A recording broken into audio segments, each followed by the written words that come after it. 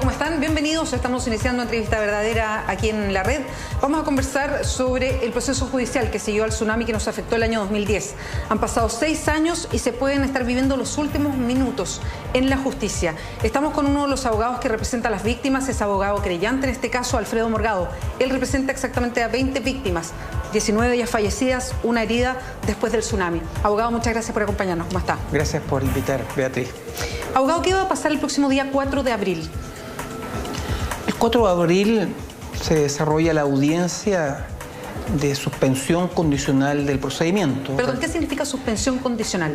La suspensión condicional es una forma de poner término a un procedimiento investigativo llevado a cabo por el Ministerio Público que implica necesariamente el cumplimiento de ciertas y determinadas condiciones acordadas entre Ministerio Público, Fiscalía y la defensa de los imputados, con el beneplácito obviamente de los imputados. Perdón, aquí los abogados creyentes como usted, digamos, no tienen poder de decisión. Nosotros podemos argumentar frente al juez, en este caso la magistrada, nuestra oposición.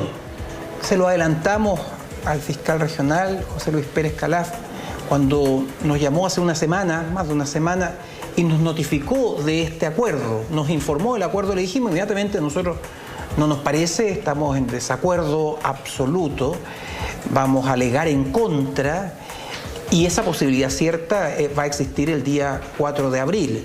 Lo que ocurrió es que el lunes recién pasado la audiencia no se pudo llevar a cabo, puesto de que el Ministerio Público, siendo una audiencia para otro objetivo, preparación de juicio oral, que venía postergando hace bastante tiempo, más de un año, resulta de que 4 o 5 días antes comunica al tribunal de que se transforma y pide que se habilite para suspensión condicional del procedimiento.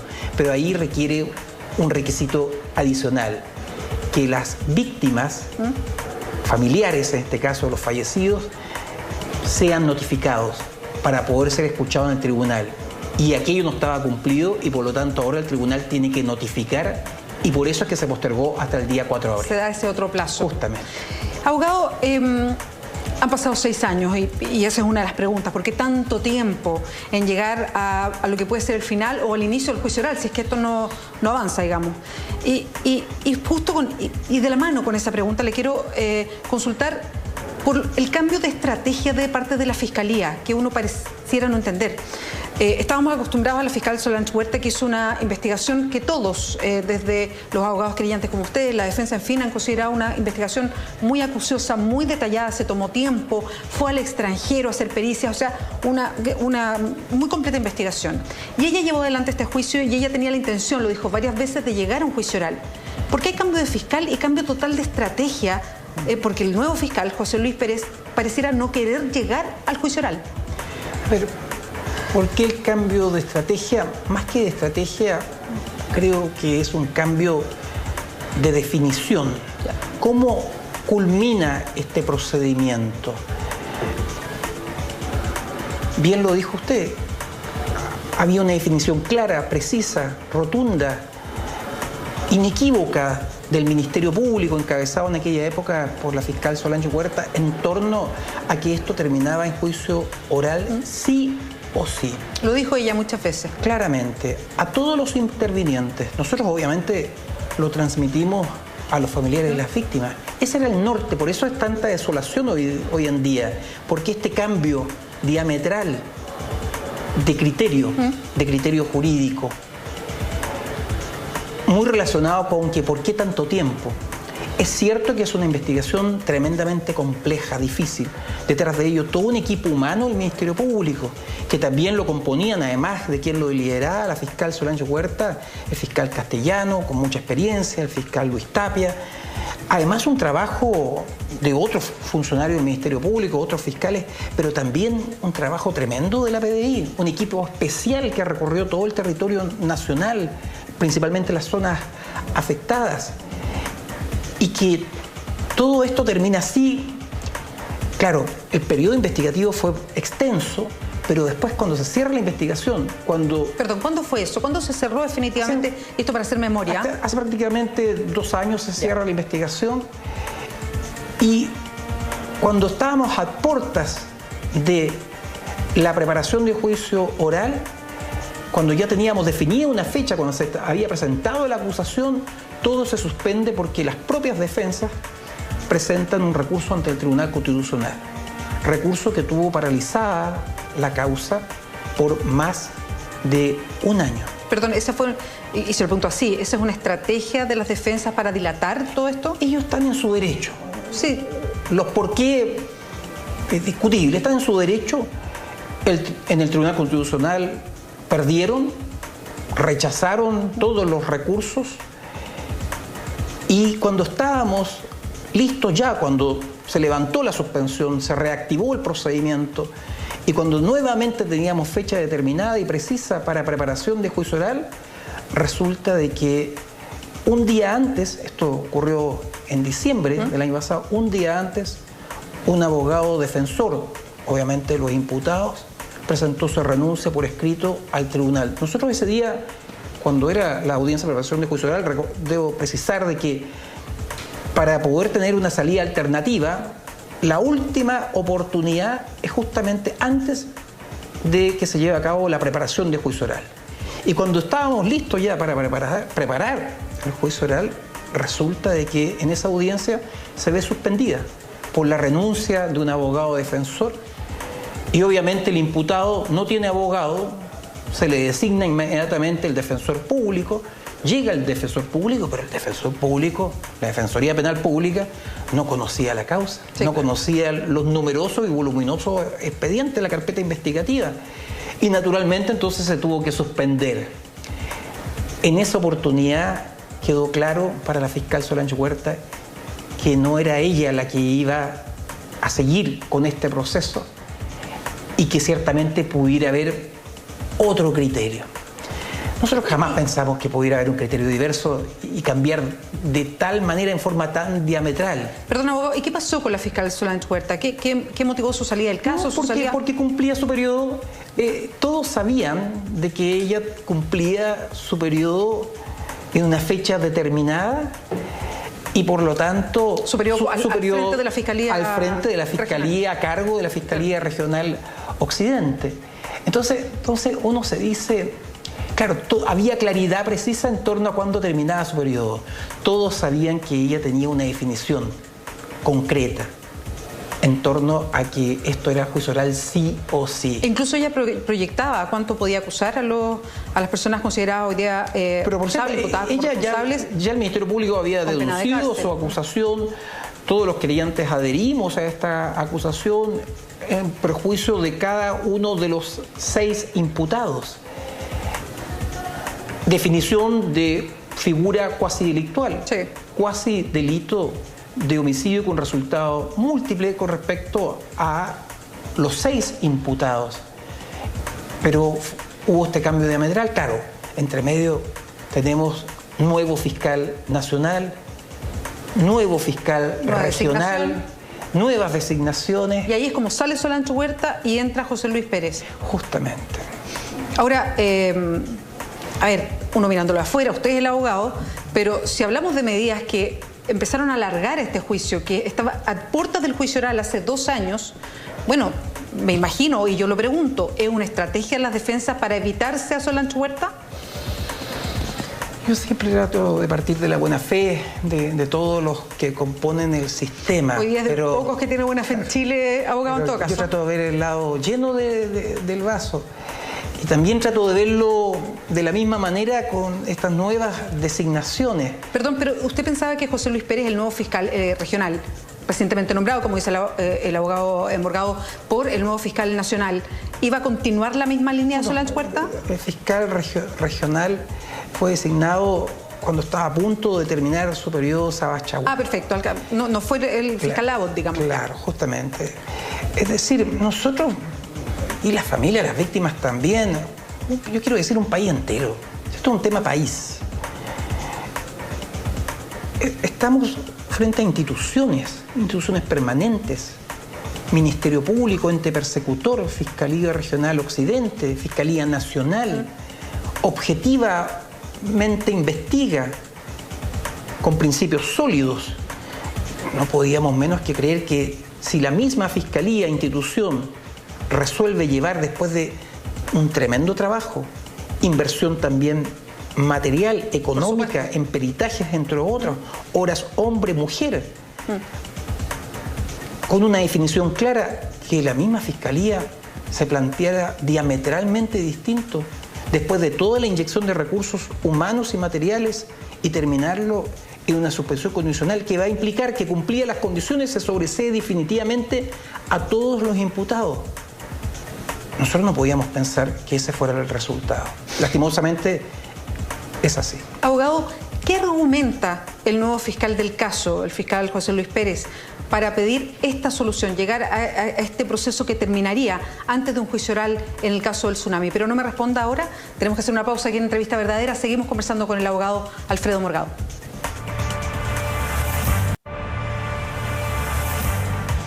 Sigues en Entrevista Verdadera, estamos conversando con el abogado Alfredo Morgado, es abogado que representa 20 de las víctimas en el caso Tsunami.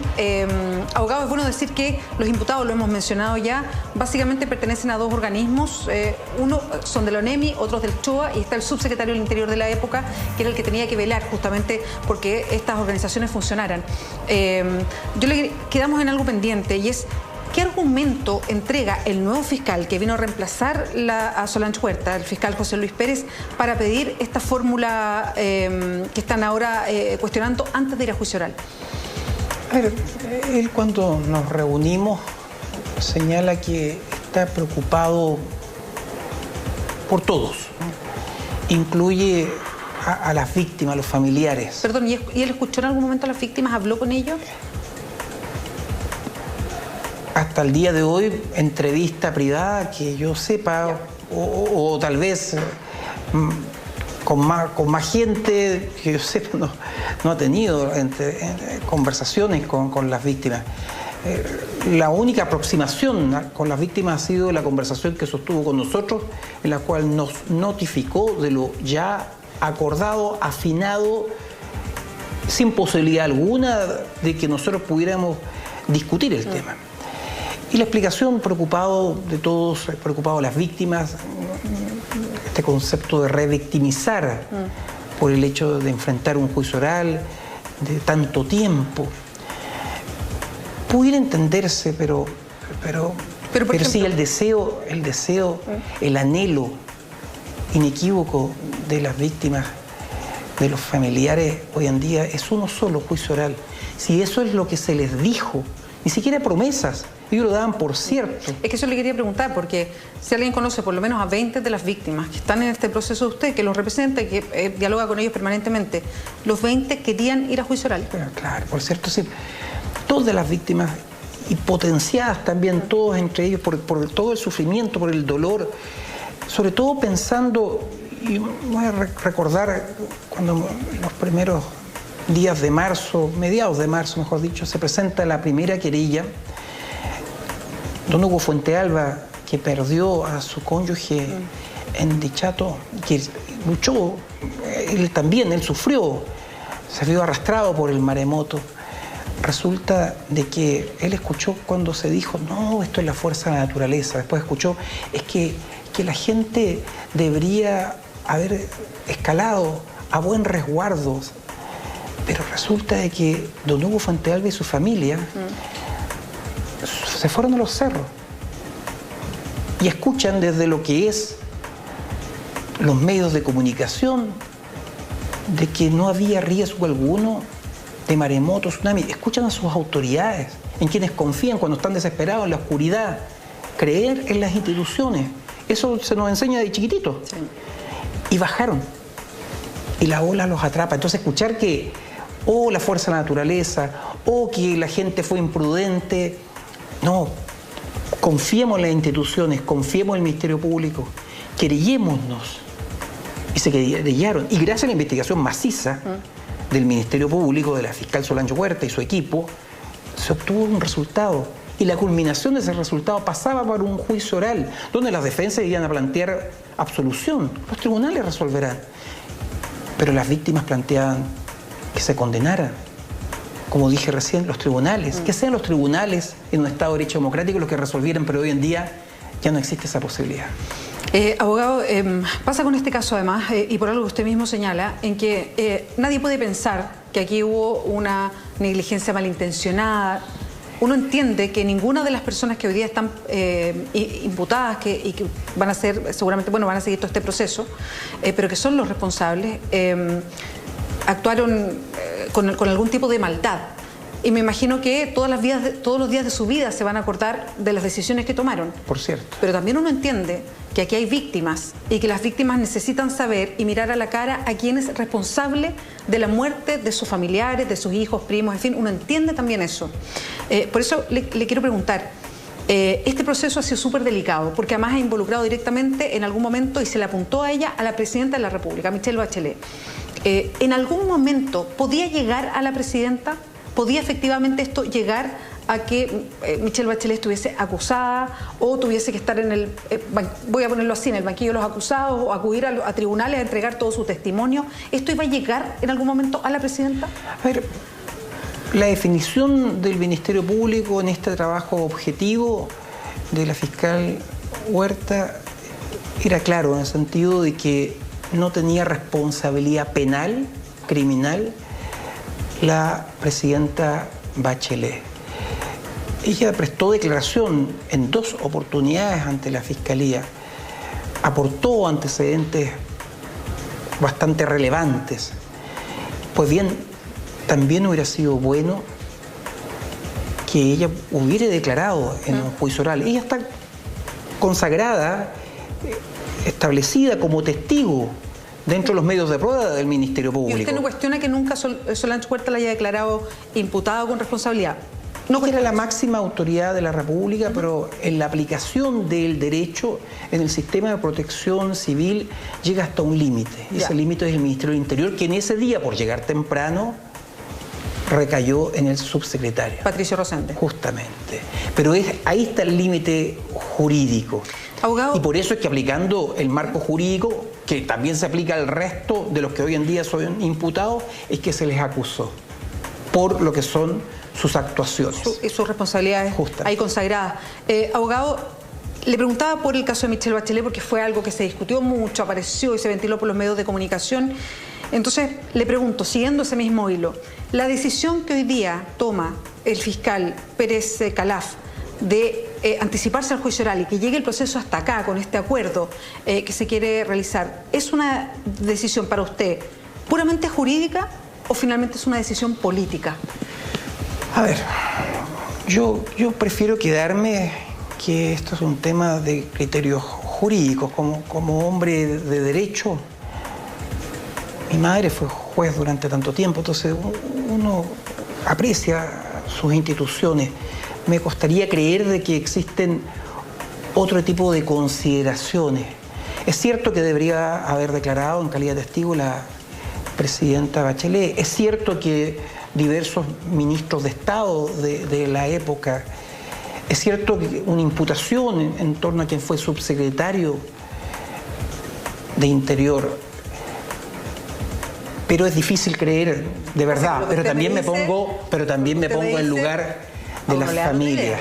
Me pongo en lugar de las familias. Es un tema de verdad difícil, porque ciertamente el fiscal regional, a quien también conozco en su trabajo profesional como abogado litigante, fue también fiscal regional de la Sexta Región, viene del sistema antiguo de justicia penal también. Resulta de que él señala, este es mi criterio jurídico, está enmarcado dentro de lo que la ley establece. Muchas veces el Ministerio Público adopta decisiones de este tipo. Con la misma fiscal Solange Huerta nosotros tuvimos diferencias en torno a que ella resolvió suspender condicionalmente un procedimiento, fiscales bajo lo que es la tutela de la Fiscalía Occidente, en una causa también tremendamente relevante, como fue un accidente que ocurrió con un bus en San Antonio, camino a San Antonio, donde fallecieron muchas personas. También tuvimos discrepancia con ella, pero en este tema, Tsunami, ella y el Ministerio Público tenían esta definición. Abogado, ¿aquí no hay vuelta? O sea, porque finalmente es la jueza la que tiene que zanjar este acuerdo al que llega la Fiscalía con los acusados. Pero ¿qué le dice usted esto? Ya, si hay un acuerdo ahí, la jueza lo apoya? ¿No hay posibilidad de que se llegue a juicio oral con todo lo que ha pasado? Nosotros vamos a discutir. Nosotros tenemos nuestros propios argumentos. Lo plantearemos ante el séptimo de garantía, ante la magistrada. Si es que ella resuelve en forma adversa, esperemos que no, tenemos la posibilidad de apelar ante la Corte de Apelaciones. Serán los tribunales los que van a resolver, pero ciertamente haremos todos nuestros esfuerzos. Se va a escuchar a las víctimas, muchas de las víctimas señalan, porque este acuerdo implica dinero también como compensación económica, que es absolutamente obvio en un caso como esto, porque se apunta al Estado y a lo que el Estado no hizo para proteger a sus ciudadanos. Pero ¿cuánto más se puede exigir o pedir o puede resultar de esto? Por ejemplo, un ofrecimiento de disculpas públicas, una reunión entre los acusados y las víctimas, o que las víctimas puedan hablar frente a la justicia.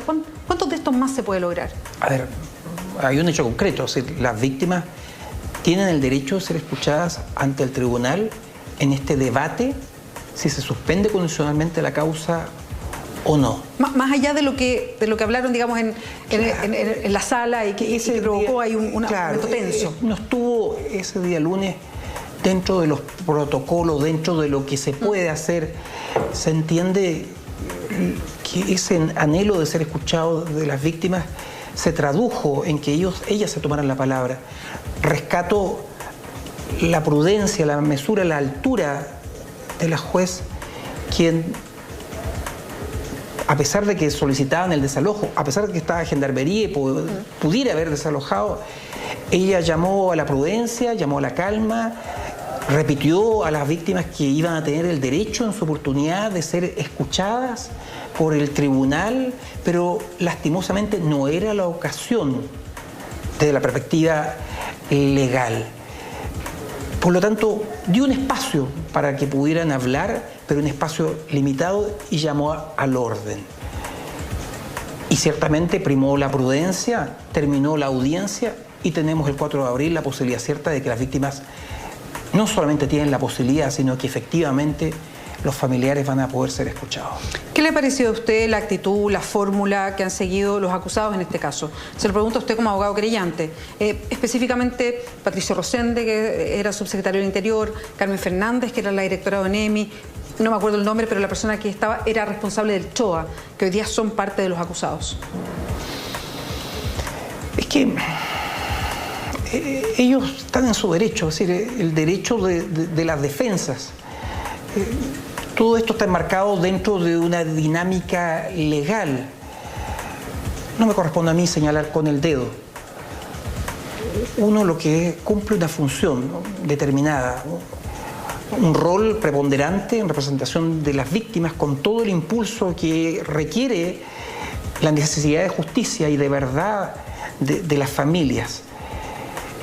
Los abogados defensores están haciendo su trabajo, obviamente, pero lo menos que podíamos esperar es tener la posibilidad de un juicio, que sea un tribunal de la República que resolviera el fondo de la materia. Abogado, estoy terminando ya la entrevista, pero quiero hacerle una última pregunta. Usted es militante PPD y este ha sido un juicio muy atravesado por la política. ¿Recibió presiones de parte del partido, de la Concertación en su época, nueva mayoría, por estar querellándose por este caso? No solamente soy militante de PPD, he sido presidente del Tribunal Supremo, el PPD actualmente integro el Tribunal Supremo y soy concejal por la comuna de Santiago. Mire, uno pone los límites. Cuando uno tiene claridad en sus principios, sus conceptos y valores. En una oportunidad en el Tribunal Supremo, cuando era presidente, una parte del tribunal cuestionó que esto pudiera afectar a la que en aquella época pudiera ser la candidata, que hoy en día es presidenta, la presidenta Bachelet. Pero yo puse los límites y yo dije, no, y renuncié a la presidencia en el mismo acto. Dije, no voy a seguir integrando, y después terminé renunciando a la presidencia. Y después, con el tiempo, me llamaron nuevamente, me pidieron que integrara el Tribunal Supremo. Y ahí está. Y ahí sigo, pero con los conceptos claros, en búsqueda de la verdad, en búsqueda de la justicia, en representación de los familiares de las víctimas. Y resuelvo cada caso acorde a mis convicciones, como lo he señalado también en la concejalía del PPD en la Comuna de Santiago. Vamos resolviendo caso a caso en favor de los vecinos de la Comuna de Santiago. Gracias, abogado. Muchas gracias, Beatriz. Vamos ahora a un resumen de noticias. La ministra del CERNAM, Claudia Pascual, el director general de la PDI, Héctor Espinosa, y la animadora de televisión, Tonka Tomisic, lanzaron la campaña Previene el femicidio, denuncia la violencia a tiempo. El objetivo de esta campaña es establecer una red de apoyo para las mujeres víctimas de violencia por parte de sus parejas, por lo que se llama a denunciar a las personas que sean testigos de episodios de violencia física, amenazas de muerte o suicidio por parte del agresor, presencia de armas, episodios de celos o excesivo control o actos de dominación. La ministra Pascual afirmó que están buscando que sean los familiares, compañeros de trabajo, compañeros de los centros de estudio o los vecinos que también se transformen en las redes de apoyo. Hasta el Consejo de Defensa del Estado llegaron la mañana de este martes los diputados del Partido Comunista Daniel Núñez y Hugo Gutiérrez para reunirse con el presidente de la institución, Juan Ignacio Piña. La razón, solicitar que el CDE tome acciones legales contra el ex senador de la UDI, Pablo Longueira, por su vínculo con SQM durante la tramitación de la ley del royalty minero. Muchas gracias por acompañarnos. Está listo Ignacio Franzani. Viene Mentiras Verdaderas. Buenas noches.